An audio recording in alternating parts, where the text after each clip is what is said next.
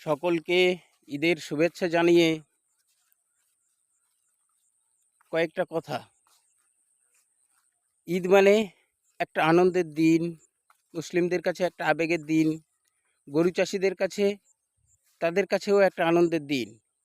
তো এই ঈদের দিনে আজকের যে পরিস্থিতি তৈরি হয়েছে, সেখানে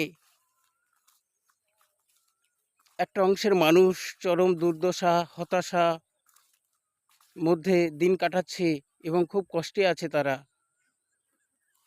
কেউ আত্মহত্যা করছে।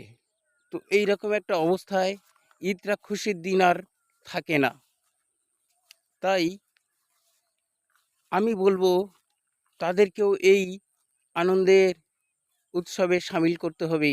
তাই আমরা যারা কুরবানির নিয়ত করেছিলাম, আমরা সেই নিয়তের কিছুটা অংশ কিংবা সম্ভব হলে সম্পূর্ণ অংশটা সেই সকল মানুষদের জন্য উৎসর্গ করব, যারা আজকের দিনে চরম হতাশার মধ্যে দিন কাটাচ্ছে, যারা ঋণগ্রস্ত হয়ে ধুকে ধুকে মরছে গরু বিক্রি করতে পারেনি বলে। আমি অনুরোধ করব, আপনার সেই নিয়তের টাকার একটা অংশ কিংবা সম্পূর্ণ টাকা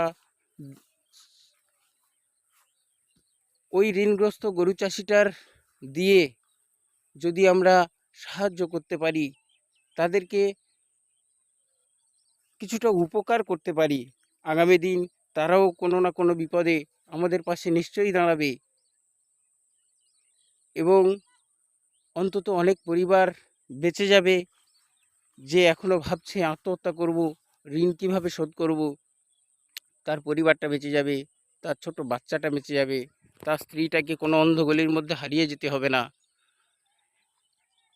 আর এই কাজটা একটা মহৎ কাজ হবে।